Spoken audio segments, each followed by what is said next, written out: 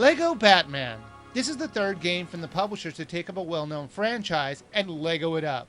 The first Legoized game that I've ever played was the Indiana Jones trilogy version, but most people have probably played their first crack at the Legos formula with the Star Wars trilogy. I thought Lego Indiana Jones was fun and really entertaining, and this game is pretty much the same formula. This is the story of Batman, who is the world's greatest detective, and who goes crazy and decides to wear a mask and fight crime. This game is based on the cartoon series from the 90s, and in my opinion, the best Batman series ever made. They even recreate the opening of the TV series in Legos, which I thought was really cool. These Lego games had never had voiceovers to tell their stories. They use pantomimes, and you have to interpret what's going on. Now, normally you already know what the story is, and you can just enjoy the funny ways they tell the same story. But this game is different. It's based completely on the company's own stories, and this is definitely the weakest part of the whole game. They usually involve some simplified plot with multiple items to make it work.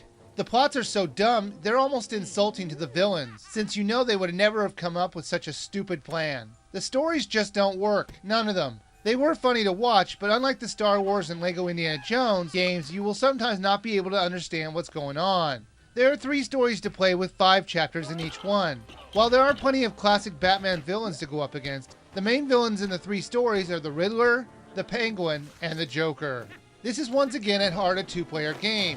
Sure, you can play with 1 player, but the game would rather be played with 2. You can tell with the brain-dead AI that they usually stick you with in these games. You play as Batman or Robin. It's interesting how the characters are portrayed in the cutscenes. Batman comes off as a tough guy who can handle himself in any situation. Unlike Robin, on the other hand, who comes off like a clumsy idiot who always makes stupid choices or is falling down all the time. You have to wonder why Batman even puts up with him. And Robin's also very weird. He gets grossed out when he has to watch Batman and Catwoman making out. And it was a hot scene. Who wouldn't want to watch that?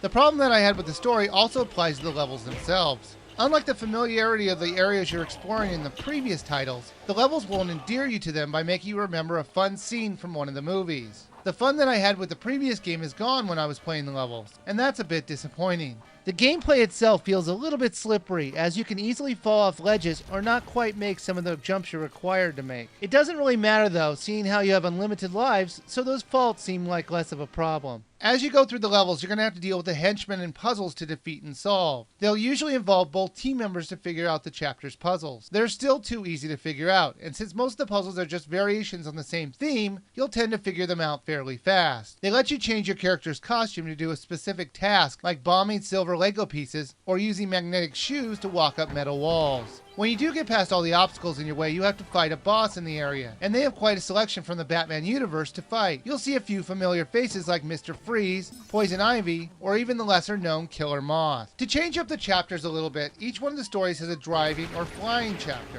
They are quick chapters where you have to use the Batmobile, Batboat, or Batwing. All the vehicles control well, but I think they took the concept a bit too far when you're playing the flying levels. They use obstacles that are blocking you from advancing in the level, but that doesn't work since any sane person would just fly above the obstacle and not try to figure out some contrived way to unblock their path. However, the programmers must have realized this since you can't adjust your altitude, which I think is a bit cheap. After you complete one of the stories, another play option becomes available. You can play the game from the villain's perspective, and I think this is easily the best part of this game. I'm not talking about redoing all the levels you did just with different characters. These are mostly new levels, and that takes the total levels in this game to 30, and that's amazing. It was great playing as Clayface. He could throw cars fairly easily, and he could double jump to areas you normally couldn't get to. And that's just one example. Each of the villains have their own tricks that they could use to accomplish their goals. The game has all the normal staples of the series to extend the gameplay. Hidden bat symbols, hidden money, and areas to find. Plus there are people to save if you choose to. So there's easily 20 hours of content in this game. Lego Batman didn't hook me right away like Lego Indiana Jones because of the story and mostly unremarkable levels. But as I stuck with it, I found an engaging game with some fun and varied gameplay. So I could definitely recommend this game. Buy it now.